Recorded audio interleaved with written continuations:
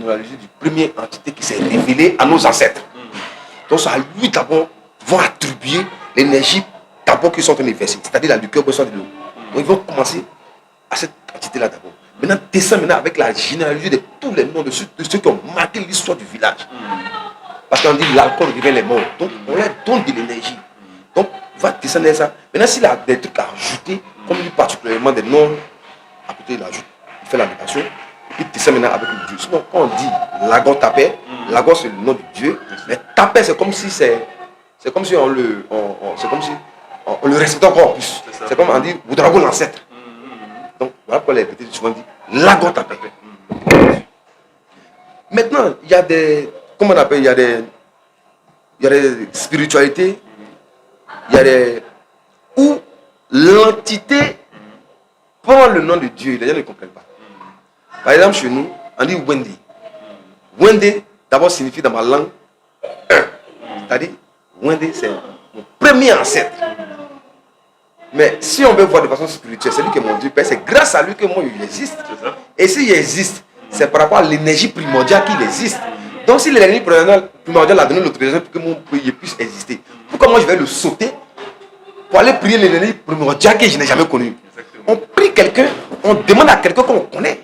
Donc, ceux qui disent que Dieu m'a parlé, c'est des menteurs. Parce que si Dieu te parle, toi, tu ne peux pas vivre. Comment une énergie qui est concentrée, qui s'est subdivisée, peut toi te parler à toi, qui est un cerveau d'humain? Donc, quand les gens disent que Dieu m'a parlé, moi, c'est aberrant, c'est choquant.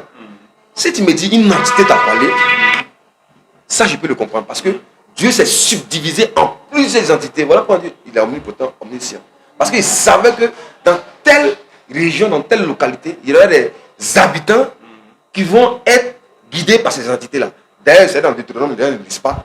Deutéronome 38, verset, pour ceux qui connaissent la Bible, 38, verset 2, on dit, Dieu a créé, a donné à chaque peuple une frontière. Donc si Dieu savait qu'il y aura d'abord des peuples, il va lui donner des frontières, et il a donné un aide du ciel. L'aide du ciel, c'est quoi? Ça peut être le Saint-Esprit pour les chrétiens, ça peut être Allah pour les musulmans, mais ça peut être Mami Wata chez nous. Mais pourquoi dénigrer Mami Wata pour aller chercher Allah? Donc voilà toute la question qu'on pose. On dit, l'entité qui est ton village ne veut que du bien. Ne veut que du bien. L'entité ne ment pas. L'entité n'est pas comme nous. L'entité a une seule parole. Tu respectes ses rites et en retour, l'entité doit te récompenser. Ça, c'est comme ça l'entité fonctionne. Parce que le monde physique et le monde spirituel n'est pas la même chose. Le monde physique, on peut se permettre de se mentir. Mais le monde spirituel ne ment pas. Donc, si le rituel a été effectué en bonne et due forme, l'entité doit se démerder pour que la grâce soit déversée sur toi. Voilà comment nos ancêtres ont compris que ces entités-là vraiment ne mentent pas. Mais si une entité ne ment pas, on peut la considérer comme Dieu parce que c'est Dieu même qui s'est subdivisé. Donc voilà, des gens qui n'ont pas compris, des gens qui sont carrés dans la tête, des gens qui sont aliénés, lobotomisés, on dit que leur entité, leur entité est supérieure à toutes les entités qui se trouvent dans le monde. Donc par conséquent, leur entité devient Dieu. Maintenant, comment vont l'imposer par la force? On l'a imposé par la force, on tue nos ancêtres.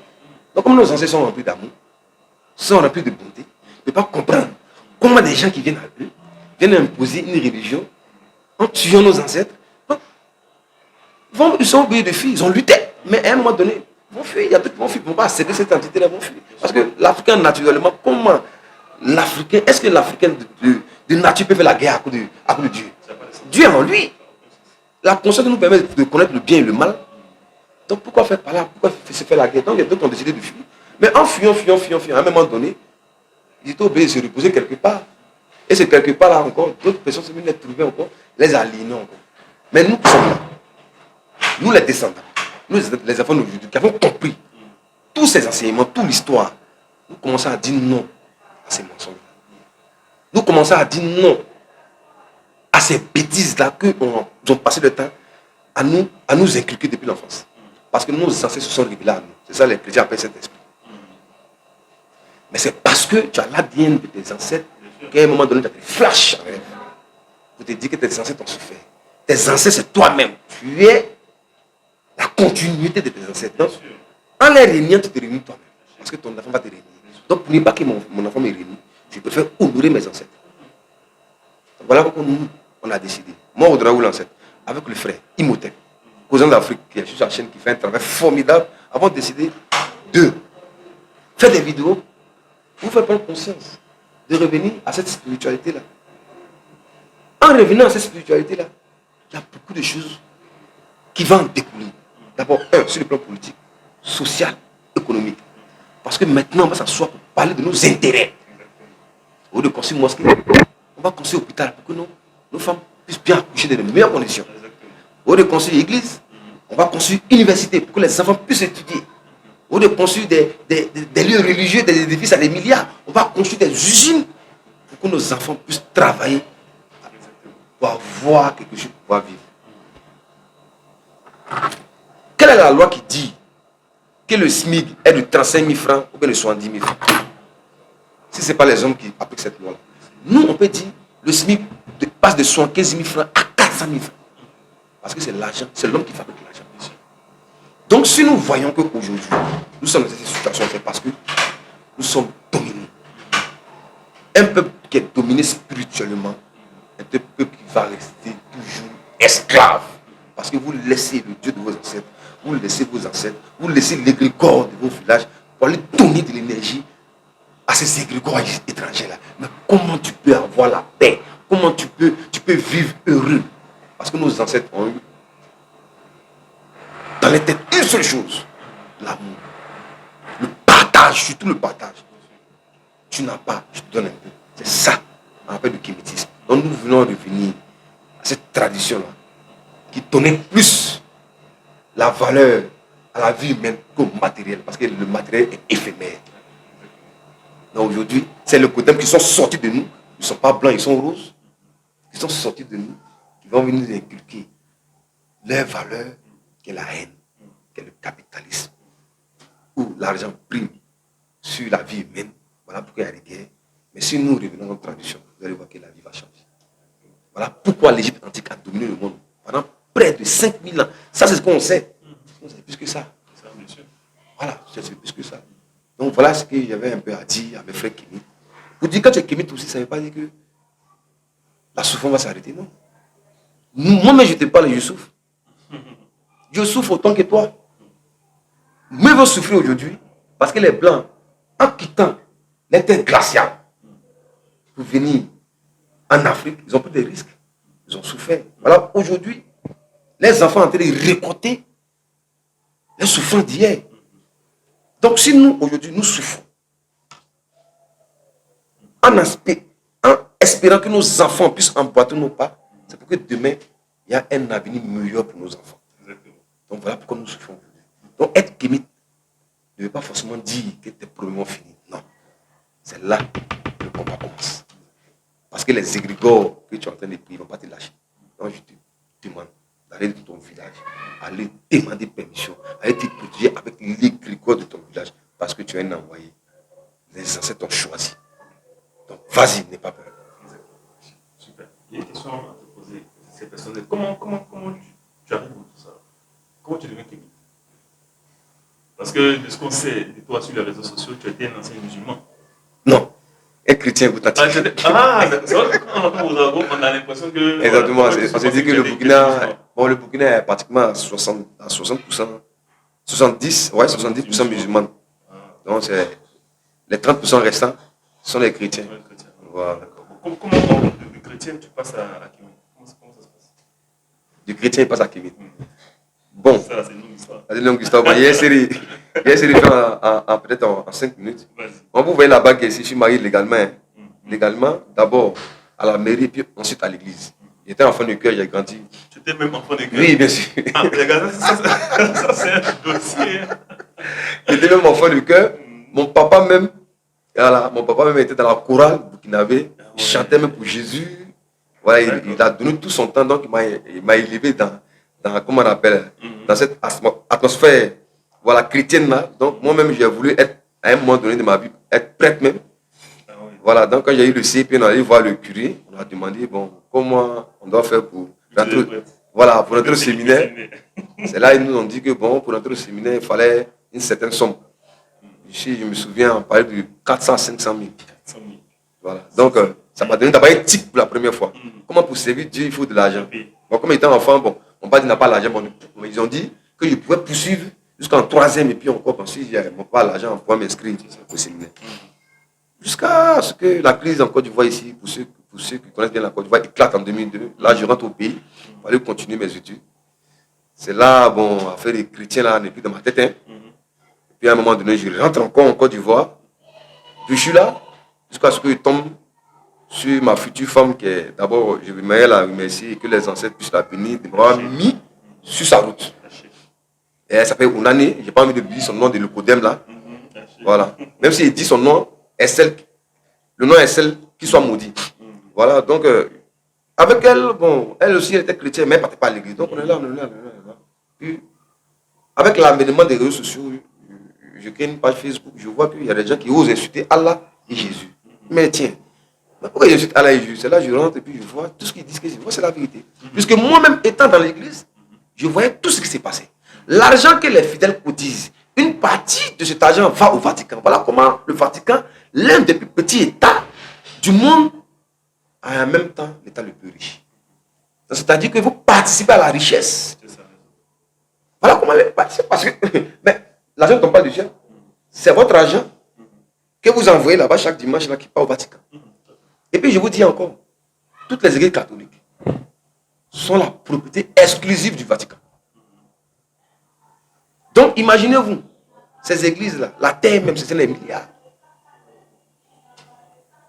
Yamoussoukro, la capitale politique de la Côte d'Ivoire, ou la basilique qui a été construite avec l'argent du contribuable des Africains à la sujet de nos fronts, n'appartient pas à l'État de Côte d'Ivoire, mais appartient à l'État du Vatican. Vous comprenez? Voici cette méchanceté-là. C'est un scandale.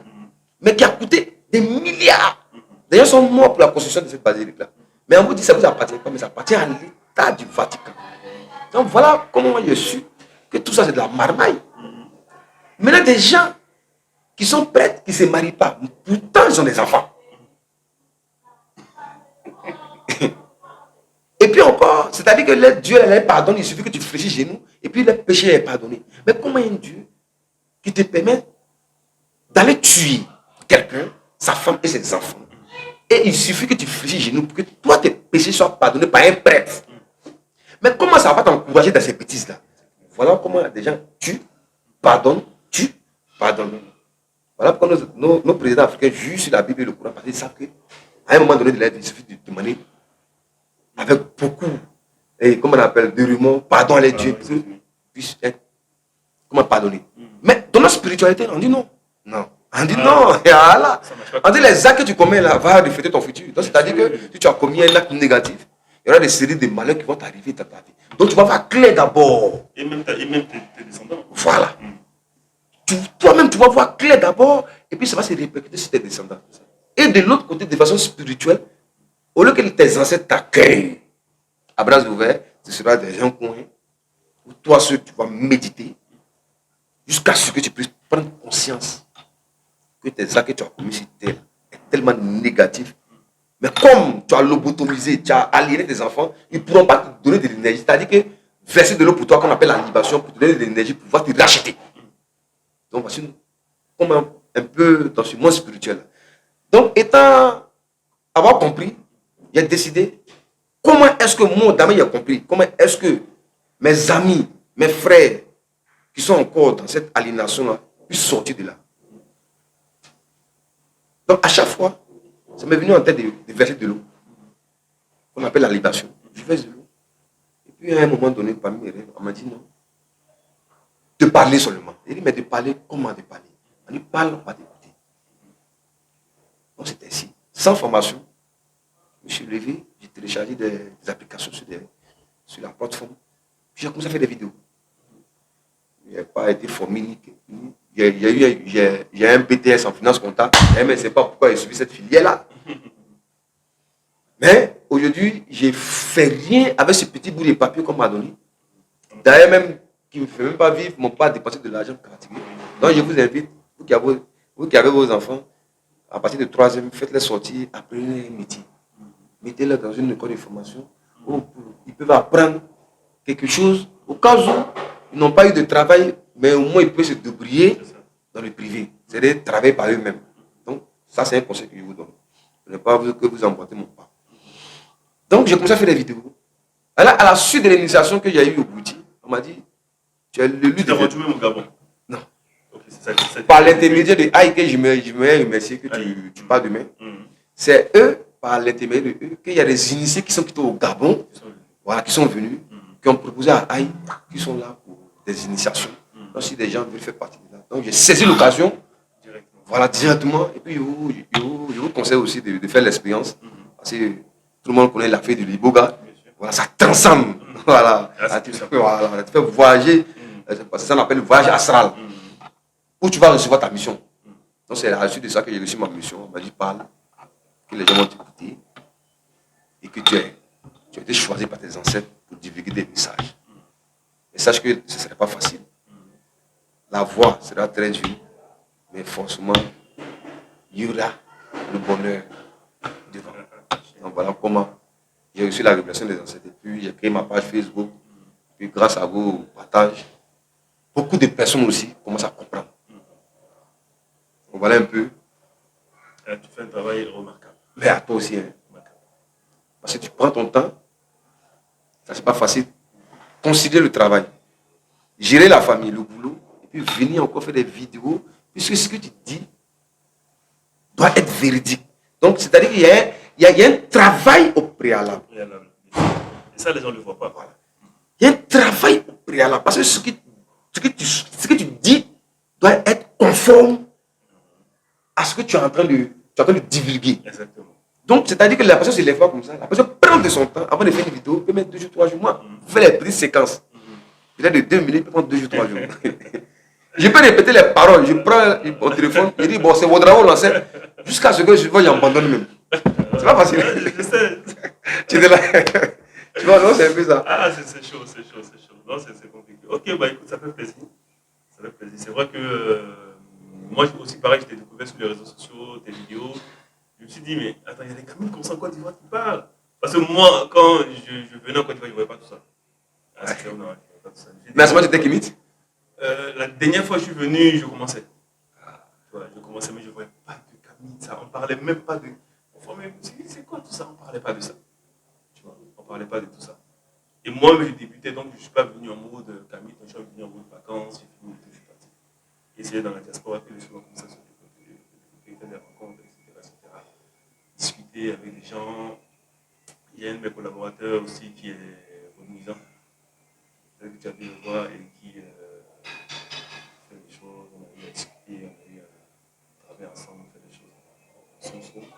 Il y a aussi un maître spirituel aussi au Bénin. Donc on essaye d'apprendre doucement. Et puis, un jour, tu es chez toi et tu sens que, en fait, on te donne une mission. Mais, en fait, toi-même, tu glisses dans la mission, mais en fait, tu vas quelque part, mais tu ne sais pas pourquoi tu t'en vas là-bas. Tu vois, tu ne sais pas pourquoi tu t'en vas là-bas. Tu commences à faire des choses, tu ne sais pas pourquoi tu fais ça. C'est ça les chrétiens appellent le Saint-Esprit m'a parlé là. Tu dis des choses, 2 minutes, 2 secondes après, ce que tu as dit là, tu as oublié. Tu vois, mais pendant que tu parles, ça le fait. Exactement. Ah, ça ne va pas. C'est En fait, la révélation, c'est ça. tu es porté et tu sais que tu n'es pas seul. Tu vois, moi, j'ai pris le temps de comprendre que, en fait, la prise de parole là, quand elle est bien organisée, bien encadrée, quand tu commences, quand tu décolles, tu n'es pas seul. Exactement. Tu vois, tu n'es pas seul. Moi, souvent, les gens me disent, mais ce que tu viens de dire là, répète-nous. Je dis, je sais pas ce que je dis. Et je ne fais pas exprès. Hein. Je suis là dans ma pensée, j'essaie de réfléchir, mais qu'est-ce que je... Non, et là, tu comprends qu'en fait, on est sur le chemin de la vérité. Effectivement, on est sur le chemin de la vérité. Moi, souvent, je dis aux gens, vous voyez, les gens ne voient pas les difficultés. Parce que les gens pensent que c'est facile, tu vois, de te lever, de faire des choses, de consacrer, comme tu as dit, ton temps. Non, c'est pas évident. Mais ça aurait été peut-être n'importe qui, les gens auraient peut-être abandonné ce que tu fais, ce que d'autres font. Beaucoup auraient abandonné. Mais pourquoi nous, on n'abandonne pas? Pourquoi toi, tu n'abandonnes pas? C'est parce qu'au-delà même de ce que tu penses, c'est ta mission de vie, que tu le veuilles ou pas. C'est comme ça. Tu es venu sur Terre, tu t'es réincarné pour ça. Pour Exactement. Tu vois. Donc, il n'y a pas une difficulté apparente qui va te détourner de ta mission. Moi, je dis aux gens, c'est la plus belle des choses. Oui, physiquement, on peut voir les difficultés, on peut voir des problèmes, mais c'est la plus belle des choses. Tu vois? Parce que demain, moi, je dis aux gens, quand on va finir notre mission, quitter sur Terre, le plus important, c'est de dire aux gens, c'est que les gens disent de nous, voici ce qu'il a fait. Voici ce qu'il a fait. Et que comme nos ancêtres, dans les pyramides ou dans les temples, ils gravaient leur histoire dans leur temple, dans leur tombeau. C'est ça, en fait. Moi, le but de la vie, c'est ça. C'est que quand on part, que les gens gardent en mémoire ce qu'on a laissé. Je dis, servez-vous de ce que nos ancêtres faisaient dans la vallée du Nil. Les ancêtres, avant même de mourir, peut-être longtemps avant de mourir, 20 ans avant de mourir, 10, 30 ans, 40 ans, ils construisaient les tombes. Aujourd'hui, comment tu peux imaginer que toi, tu as peut-être la vingtaine, la trentaine, la quarantaine, et tu commences à préparer ta tombe, et on te dit, mais c'est bizarre, toi. C'est que tu vas mourir demain ou tu vas mourir après-demain. Mais non, eux, ils faisaient ça parce qu'ils savaient réellement que, en fait, le plus important, c'est que ce n'est pas cette vie-là qui était là. Exactement, parce qu'elle est éphémère, en fait. Elle est éphémère. C'est la vie de l'autre côté.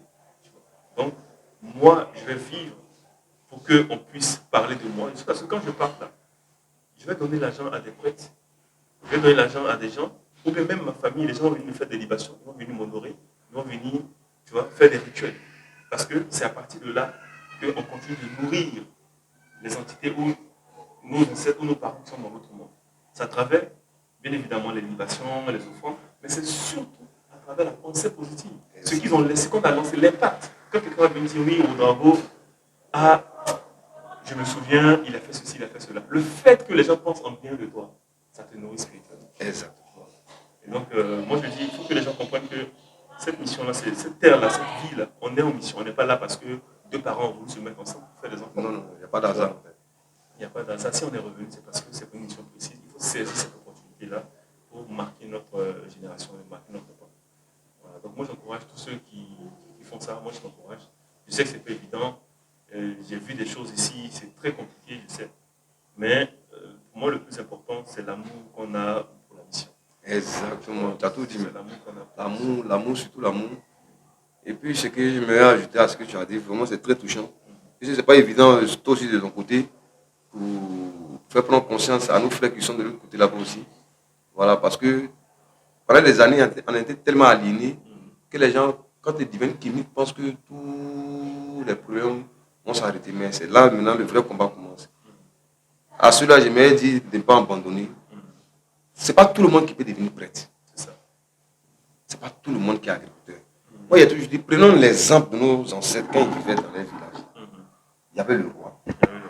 Le chef de terre. Le chef de terre, c'est celui qui est gardien du fétiche en bon français. Voilà. Le roi même avait besoin de lui. C'est lui qui va dire au roi, tel jour, on fait le sacrifice. Il y avait les éleveurs, il y avait les agriculteurs, il y avait les forgerons. Donc dans le village, chacun avait son rôle.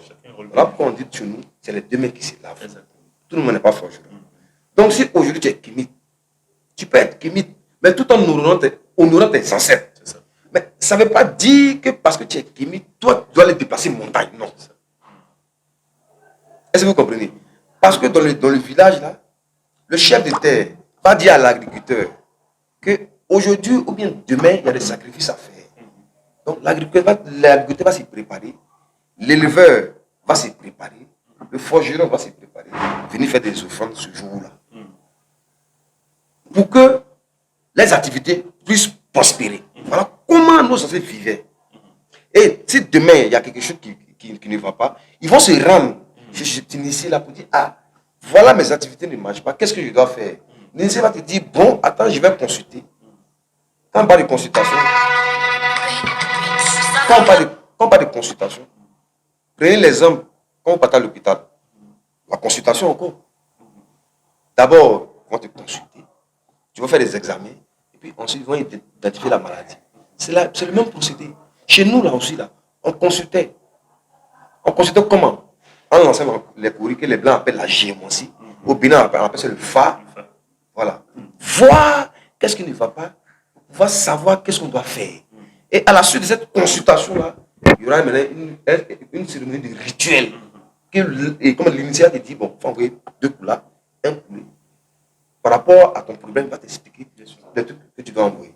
Et à la suite de cela, quand tu vas réunir tout, on fait le sacrifice. Mais attention, ça ne veut pas dire que forcément, comme on a fait le sacrifice, forcément, tes problèmes seront réglés. C'est ce qui trompe beaucoup de personnes. Mais tu le fais en ayant la foi. Parce que tu as choisi cette voie-là. Parce que quand tu es chrétien, même quand tu as des problèmes, Jésus lui peut attendre 10 ans avant de donner 100 000. Hein. Ça ne vous gêne pas. Mais tu le pries quand même. Hein. Donc, si tes ancêtres attendent 10 ans aussi, là, il faut. Parce qu'à part le kémitisme, tu vas aller où? C'est ça. Et c'est pourquoi tu reviens, sont très exigeants avec les ancêtres. Mais voilà. Ça, c'est la l'hypocrisie. Parce que tu reviens, toi, parce que ça fait un an, quelques mois, tu fais des libations, tu dis non. Mais imagine le temps que toi, tu as pris pour comprendre que tu dois devenir à eux. C'est de la même façon aussi, eux aussi, là. S'ils doivent prendre ce temps pour te comprendre, est-ce que ça va t'arranger?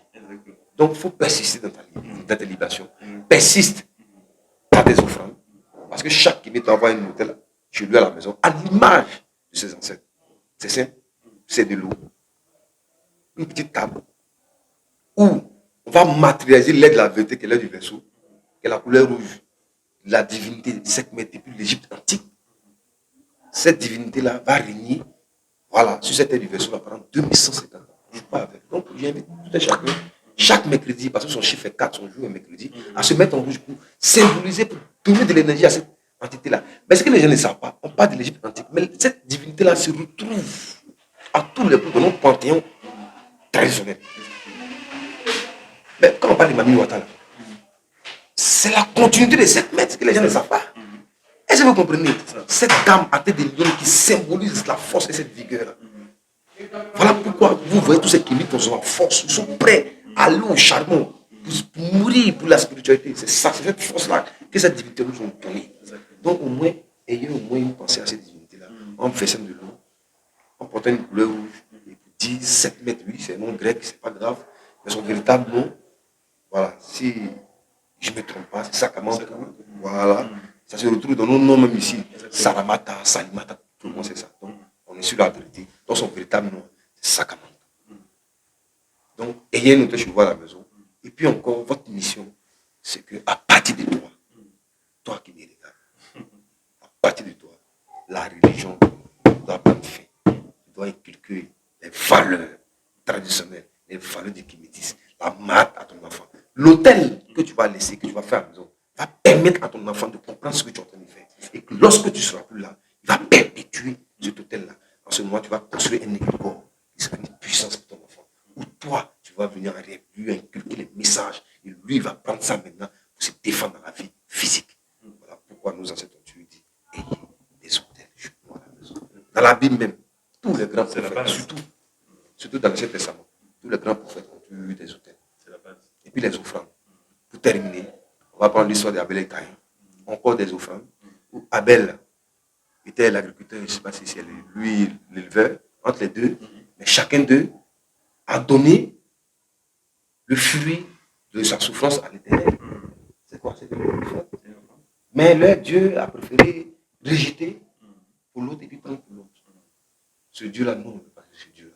Un Dieu injuste. Un Dieu injuste. Offrande, c'est offrande. C'est séparatiste. Voilà. Offrande, c'est offrande. C'est ce qui a causé la jalousie. Et Caïn a pris un gros caillou pour casser la tête d'Abel. Même si j'étais moi, je l'ai fait pareil. Moi, j'étais fait mais pourquoi quand tu m'écris, moi, je donne mon offrande, toi, tu prends pour mon frère, puis laisse-moi. Offrande, c'est offrande. C'est pas juste. Un papa doit être équitable. Et puis on nous dit qu'il a fui. Après avoir tué quelqu'un, il a fui, il allait rencontrer une autre famille. Cette famille-là, c'est pas où ils sont. Un Dieu qui n'était pas dans la main. Donc c'est un Dieu non martique. Donc je vous invite à suivre le Dieu martique de nos ancêtres. Voilà. Qui caractérisait les valeurs de nos ancêtres. Qui est l'amour, le partage, la gaieté, la joie. Et j'aimerais dire merci à vraiment Imhotep sur sa page Causons d'Afrique qui fait un travail formidable, que les ancêtres puissent le bénir, que les ancêtres puissent l'assister dans tout ce qu'il va entreprendre. Et que les ancêtres nous donnent toute la force nécessaire pour que quand on sera vieux, à 70 ans, on puisse se retrouver pour dire Imhotep, au travail, on a accompli nos missions, on peut mourir en paix. Voilà, donc voilà un peu ce que j'avais à dire. Bon, je ne vais pas t'embêter trop longtemps, j'ai des questions pour toi. C'est vrai qu'on te voit sur les réseaux sociaux en ce moment en train de faire ce que tu appelles des campagnes d'évangélisation. Voilà. Essaie d'expliquer d'où est venue cette idée. Pourquoi tu t'es pas simplement contenté de des vidéos, de parler que sur Facebook, sur les réseaux sociaux? Pourquoi tu as voulu aller au contact des gens?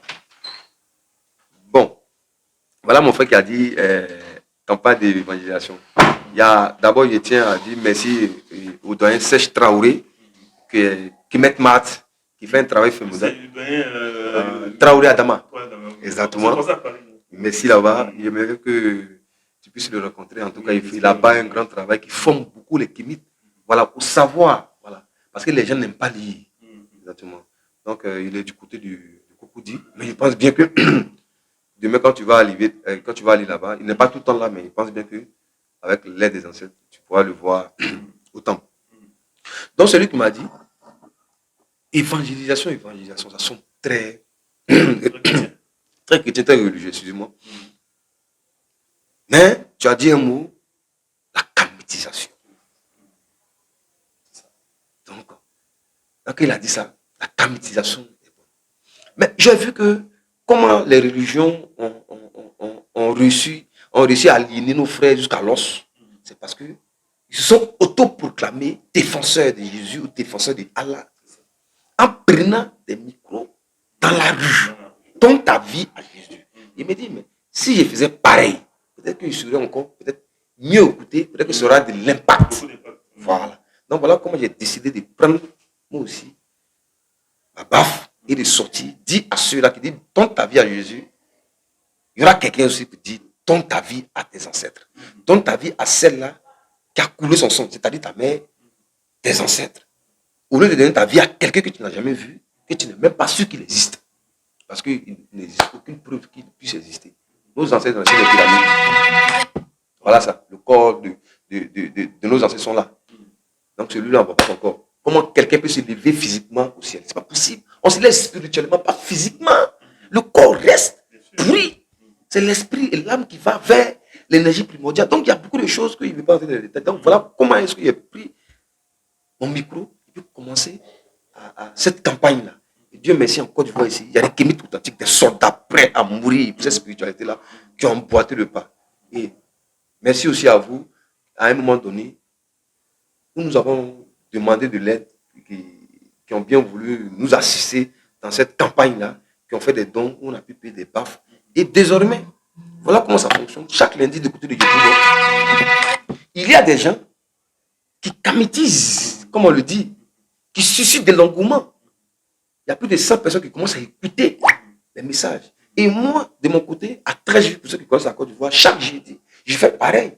Et il y a mon frère Amondra qui le fait aussi du côté de Pobri. Bon, vous voyez comment on a cadré Abidjan. Mais nous, on s'est dit, même si une seule personne qui passe, qui a entendu les ancêtres, va se dire, ah, il y a les gens qui pensent comme moi.